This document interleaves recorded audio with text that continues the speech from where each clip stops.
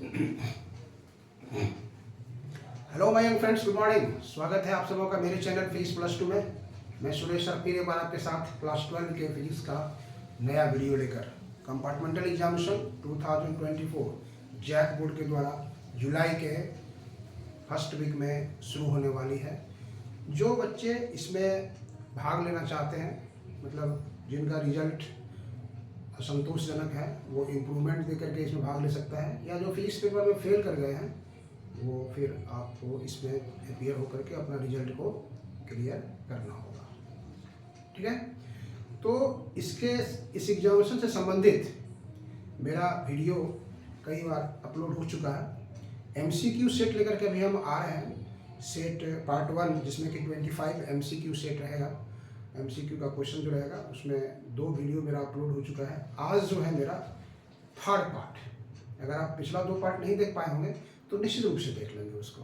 सारे के सारे इंपॉर्टेंट क्वेश्चंस को हम लेकर के आ रहे हैं ताकि आपको किसी तरह की दिक्कत का सामना नहीं करना पड़े। तो आज का जो टॉपिक्स है MCQ compartmental examination physics paper 2024 के लिए हमने यहाँ लिखा है physics MCQ compartmental examination 2024 part 3।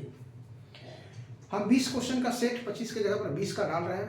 आप उसको हर क्वेश्चन को ध्यान से देखेंगे और एक क्वेश्चन में कितनी संभावना आ सकती है उसको भी हम डिस्क्लोज कर देंगे आपके साथ।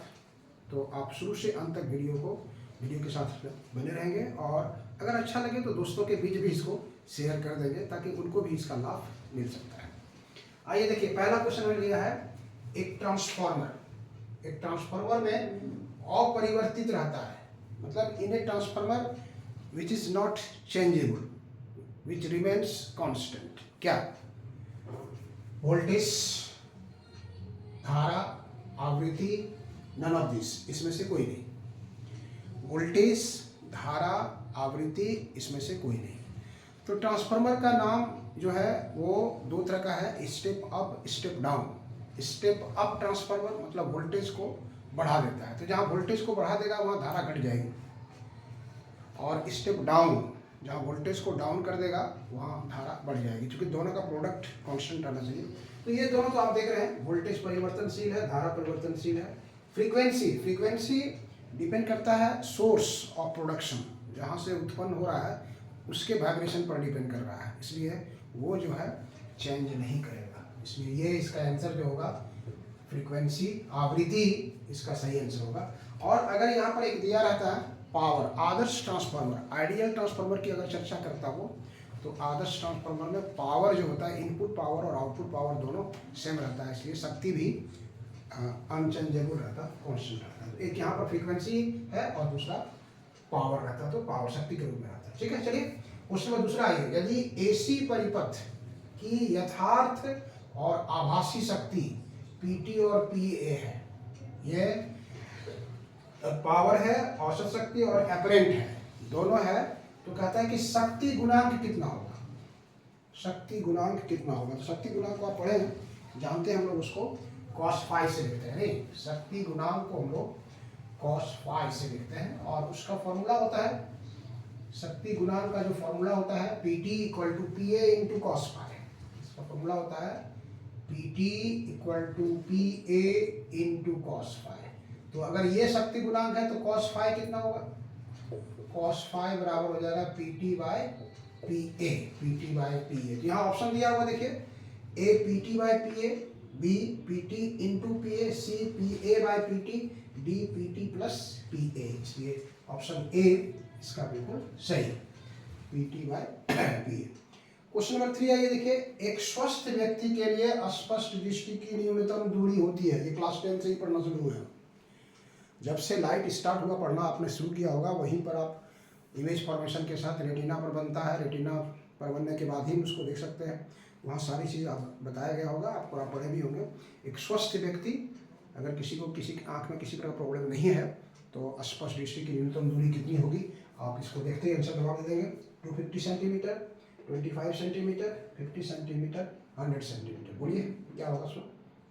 250 सेंटीमीटर, 25 सेंटीमीटर, 50 सेंटीमीटर और 100 सेंटीमीटर। तो आप कंफर्म है, आप 25 सेंटीमीटर होगा इसका आंसर, ऑप्शन बी। ठीक है, आइए देखिए क्वेश्चन नंबर 4, सरल सूक्ष्मदर्शी सिंपल माइक्रोस्कोप के मैग्नीफाइंग पावर का फॉर्मूला क्या होता है? सरल सूक्ष्मदर्शी की आवर्धन क्षमता होती है, फॉर्मूला याद देखिए क्या क्या दिया हुआ है, d plus F E, D plus 1/fe minus 1 plus d/fe। बोलिए क्या होगा? d प्लस एफ ई,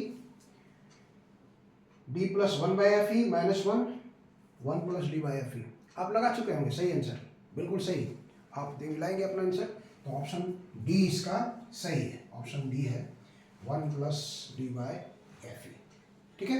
अगर आता है सरल सूक्ष्मदर्शी की आवर्धन क्षमता निकालिए when the final image is at infinity, तो उसका होता है d/fe। ये है स्पष्ट दृष्टि की न्यूनतम दूरी पर जब इमेज फॉर्म करता है तब सरल सूक्ष्मदर्शी की आवर्धन क्षमता का फॉर्मूला होता है 1 प्लस d/fe। क्वेश्चन नंबर 5 आइए देखिए, 5 नंबर है ये। 5 नंबर में क्या कह रहा है? सरल सूक्ष्मदर्शी की लंबाई बढ़ाने पर इसकी आवर्धन क्षमता क्या होगी? सरल सूक्ष्मदर्शी यहाँ पर नहीं होना चाहिए, सरल सूक्ष्मदर्शी यंत्र में लंबाई नहीं बढ़ सकता है, तो लंबाई बढ़ेगा 2 इंस्ट्रूमेंट रहेगा तब, इसलिए इसको हम यहाँ करते हैं संयुक्त सूक्ष्मदर्शी। संयुक्त सूक्ष्मदर्शी की लंबाई बढ़ाने पर आवर्धन क्षमता क्या होगी? तो संयुक्त सूक्ष्मदर्शी में दो लेंस होता है, एक ऑब्जेक्टिव है, एक आई लेंस है।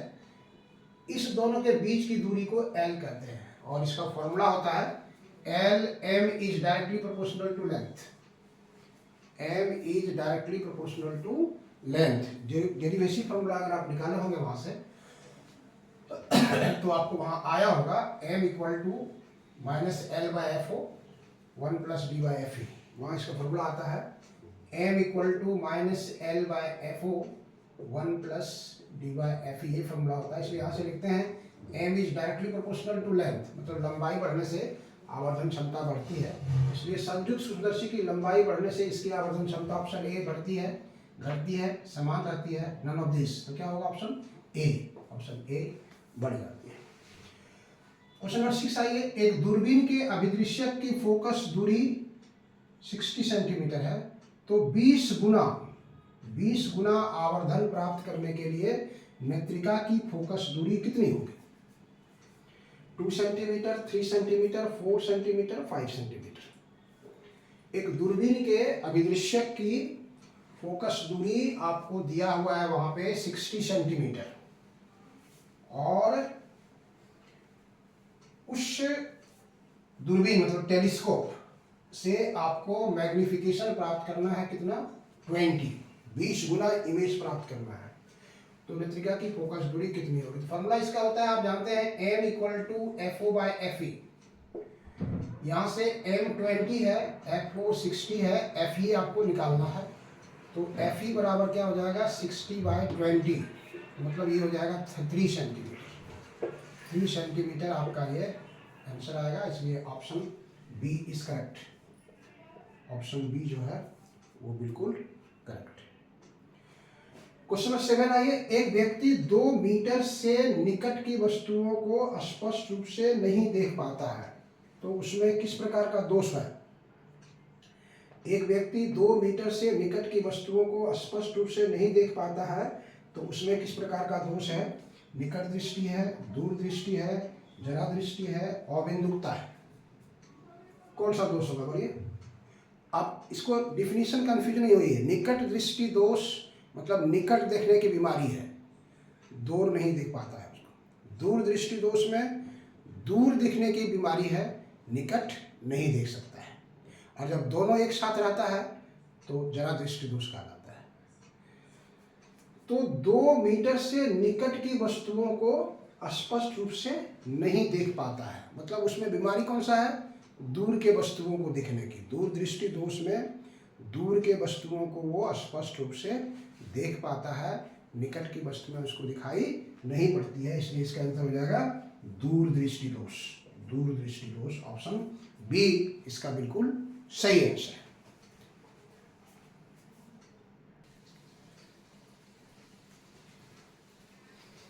आइए नेक्स्ट क्वेश्चन नंबर 8। एक प्रिज्म के पदार्थ का अपवर्तनांक √2 है, तथा अपवर्तक कोण 60 डिग्री है तो न्यूनतम विचलन की स्थिति में आपतन कोण का मान होगा। ऑप्शन दिया हुआ आपको यहाँ पर 30 degree, 45 degree, 60 degree, 75 degree. Question को आप आसान समझ लिए पहले। एक प्रिज्म है, उसका रिफ्रैक्टिव इंडेक्स है √2 और एंगल ऑफ प्रिज्म जो है रिफ्रैक्टिंग एंगल वो है 60 डिग्री। तो न्यूनतम विचलन की स्थिति में आपतन कोण का वैल्यू कितना होगा ये आपको निकालने के लिए कह रहा है। 4 ऑप्शन यहाँ पर आप देख रहे हैं आपके पास दिया हुआ है। तो कैसे सोल्व होगा, फॉर्मूला आपके पास है पहले से, mu equal to sine i by sine are.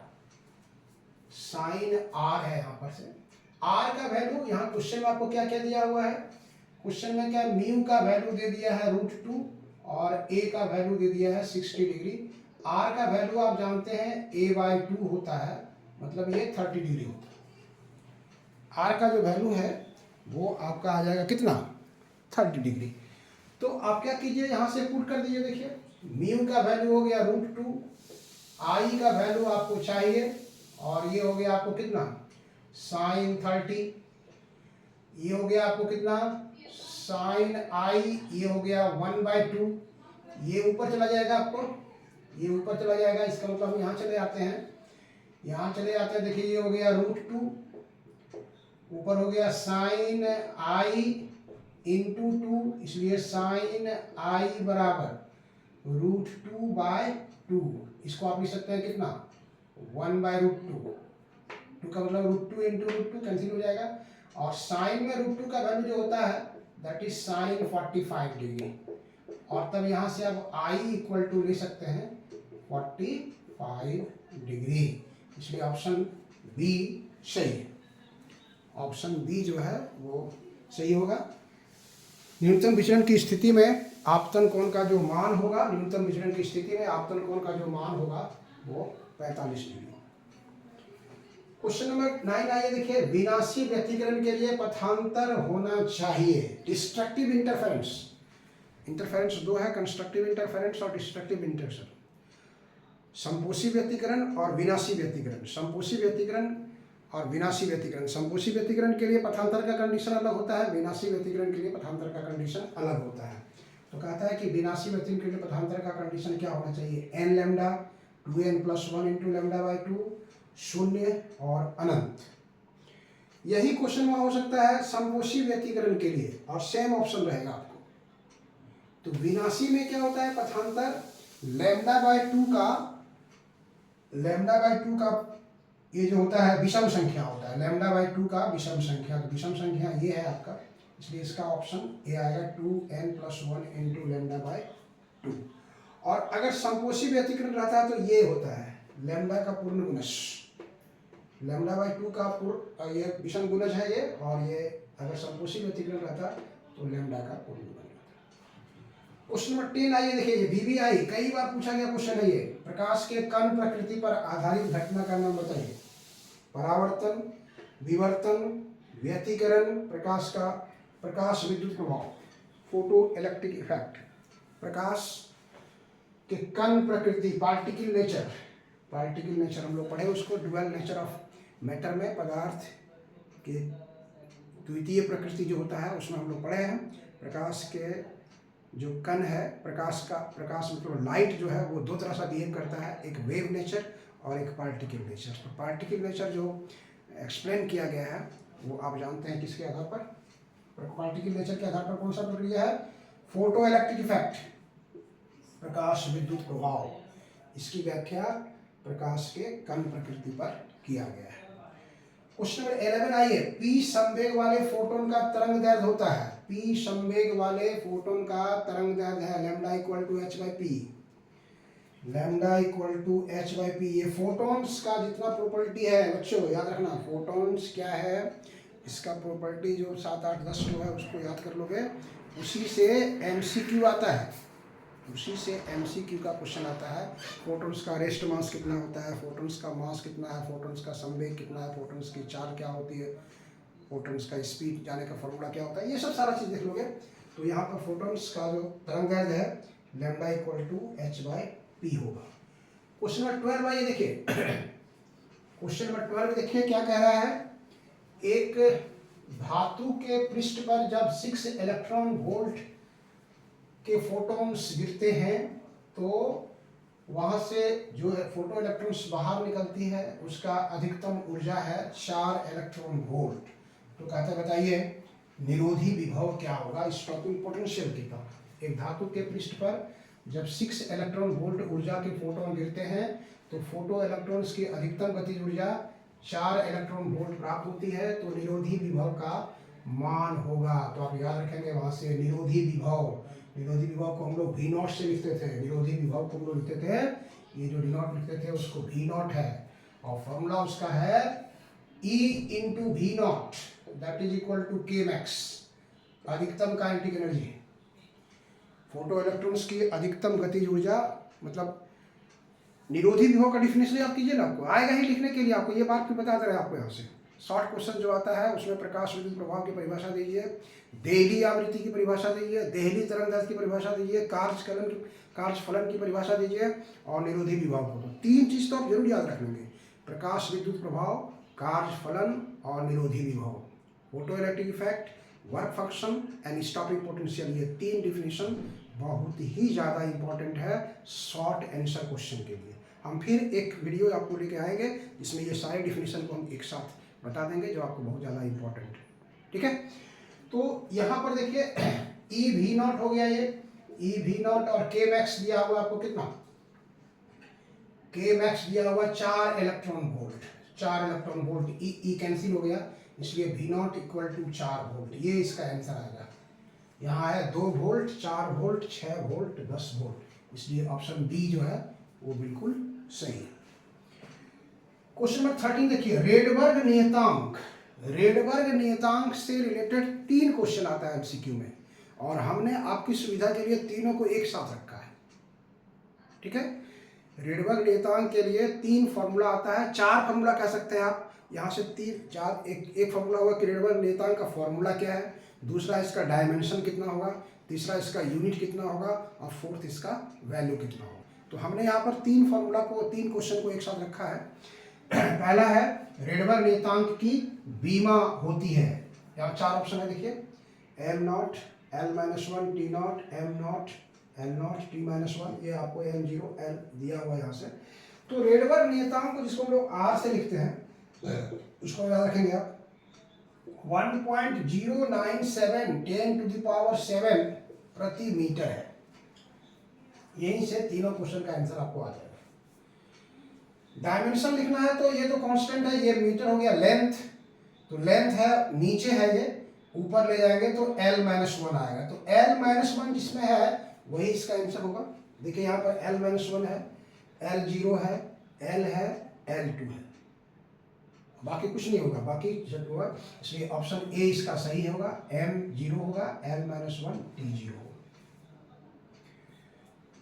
दूसरा क्वेश्चन है रेडबर्ग नियतांक का मान कितना होता है, रेडबर्ग नियतांक का वैल्यू बताइए कितना होगा। तो वैल्यू तो हमने लिखे हैं, ये वैल्यू लिखे हैं, ऑप्शन यहाँ दिया हुआ है, 4 ऑप्शन दिया हुआ है, उसमें आप देख रहे हैं पहला ऑप्शन जो है वही सही है, 1.097 into 10 to the power 7 per metre, 1.097 into 10 to the power 7 metre, 1.097 into 10 to the power 7 per second, 1.097 into 10 to the power 7 second.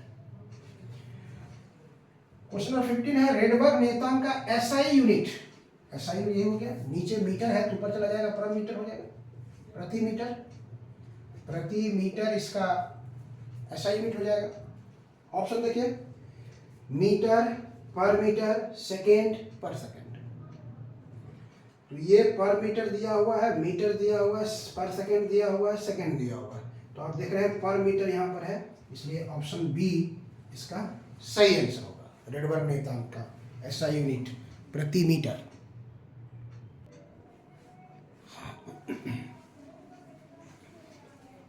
आइए आगे बढ़ते हैं, देखते हैं क्वेश्चन नंबर 16। परमाणु के नाभिक में अवश्य रहेगा। किसी तत्व के परमाणु के नाभिक में ऐसा कौन सा पार्टिकल है जो अवश्य रहेगा? दूसरा पार्टिकल नहीं भी हो सकता है, लेकिन कौन सा ऐसा पार्टिकल है जो अवश्य रहेगा? परमाणु संख्या आप जानते हैं, किसी तत्व की परमाणु संख्या ही डिफाइन करता है प्रोटॉन की संख्या के बराबर होती है, इसलिए वो प्रोटॉन अवश्य रहेगा उसमें। क्वेश्चन नंबर 7 याद रखिए, proton, neutron, electron, positron, 4 option दिया हुआ है। प्रोटॉन, न्यूट्रॉन, इलेक्ट्रॉन, पॉजिट्रॉन, तो ए ऑप्शन सही आएगा। अल्फा कण होता है, अल्फा कण क्या है? इलेक्ट्रॉन है, हीलियम का परमाणु है, हीलियम का नाभिक है, हाइड्रोजन का नाभिक है। बोलिए, इस तरह का क्वेश्चन तो बहुत बार आया है। आप रेडियो एक्टिविटी पढ़े हुए हैं, भी कंपेयर कीजिए property alpha particle, beta particles, gamma particles या गामा रेज के बीच में आप पढ़े होंगे। तो अब बताइए अल्फा कण का नेचर क्या होता है? तो अल्फा कण का नेचर होता है हीलियम का नाभिक, हीलियम के नाभिक के बराबर होता है, हीलियम का परमाणु का नाभिक। क्वेश्चन बैठ रही है, किस किरण की भेदन क्षमता महत्तम होती है? भेदन क्षमता मतलब पेनिट्रेटिंग पावर, अंदर सीधे धंस जाने की क्षमता सबसे ज्यादा किस में होती है? जो किरण सबसे सीधे जाएगी। ठीक है, ऑप्शन देखिए यहाँ पर, अल्फा किरण, बीटा किरण, गामा किरण, एक्स किरण। कौन ऐसी किरण है जिसकी पेनिट्रेटिंग पावर, भेदन क्षमता सबसे अधिक है, अंदर धंसने की क्षमता सबसे अधिक है? तो आप जानते हैं गामा किरण सीधे जाती है, ये सीधे चली गई गामा, इधर से हो गया आपको अल्फा, ये हो गया बीटा, तो इसमें डाइवर्शन है, इसलिए ये सीधे जाएगी, इसलिए इसका सबसे ज़्यादा होगा। और जो ज़्यादा बिखर जा रहा है, जो ज़्यादा डेविएशन हो रहा है, वो आयनाइज करेगा, उसकी आयनाइजेशन क्षमता सबसे अधिक होती है। ये क्वेश्चन हमने यहाँ पर 19 में लिया है, किस किरण की आयनीकरण क्षमता महत्तम होती है? तो आपको बताया जो सीधी जाएगी उसका पेनिट्रेटिंग पावर अधिक होगा, भेदन क्षमता, और जो ज़्यादा डेविएशन करेगा उसको आयनाइज करने की क्षमता सबसे अधिक होगी। इसलिए ऑप्शन सेम है, वहाँ पर जो था अल्फा, बीटा, गामा, एक्स, तो इसका हो जाएगा अल्फा किरण, अल्फा किरण। क्वेश्चन नंबर 20 है, एक तत्व की परमाणु संख्या Z तथा द्रव्यमान संख्या A है, तो परमाणु के नाभिक में न्यूट्रॉन की संख्या कितनी होगी? परमाणु के नाभिक में न्यूट्रॉन की संख्या कितनी होगी? तो जब वहाँ पर हम लोग क्या करते हैं, एटॉमिक स्ट्रक्चर शुरू करते हैं, या फिर आप जब पढ़े होंगे उसको, तो आप देखे होंगे कि ये X है, ये Z है, ये A है। तो प्रोटॉन की संख्या Z के बराबर होगी, इलेक्ट्रॉन की संख्या Z के बराबर होगी, और न्यूट्रॉन की संख्या A माइनस Z के बराबर होगी। This minus this, this minus this, A मतलब A equal to P plus N, P plus N, और P is equal to Z, Z plus N, इसलिए N equal to A minus Z। इसलिए यहाँ देखिए A plus Z, A minus Z और Z, इसलिए option C is correct. तो ये था मेरा 20 क्वेश्चंस का सेट, पार्ट 3। फिर हम लेके आ रहे हैं 4th पार्ट आपके लिए। तब तक जो 3-4 सेट क्वेश्चन आया आपको उसको सॉल्व आउट, अगर आपको समय नहीं मिल पाया होगा, नहीं देख पाए होंगे, तो उसको निश्चित रूप से देखिए। और लाइव क्लास का जो मेरा वीडियो आप पर अपलोड हो चुका है, तो अगर आप उसमें पार्टिसिपेट नहीं कर पाए होंगे, जितना इंपॉर्टेंट क्वेश्चन लॉन्ग और शॉर्ट का है वो भी हमने डाला है। ठीक है, आप सारे क्वेश्चंस को 2 बार, लॉन्ग क्वेश्चन को कम से कम 2 बार, 3 बार, 4 बार लिखिए। लिखने की कैपेसिटी आप में होनी चाहिए क्वेश्चन को। MCQ तो आप मान लीजिए पढ़ करके आप ऑप्शन एक को अंदाज लगा के लिखेंगे, लेकिन वो लिखने वाला आपका अंदाज नहीं चलेगा बच्चों, इसलिए यू हैव टू राइट। और इसलिए बार बार कहते हैं कि उसको आप लिखने का कोशिश कीजिए। फिर हम बात मिलते हैं आपसे नए वीडियो के साथ, MCQ लेकर या फिर शॉर्ट क्वेश्चन लेकर के। ये कंपार्टमेंटल एग्जामिनेशन तक मेरा जारी रहेगा, आप उसमें पार्टिसिपेट कीजिए, आपको फायदा होगा। दोस्तों को भी कहिए, शेयर लिंक कीजिए। चलिए, थैंक यू।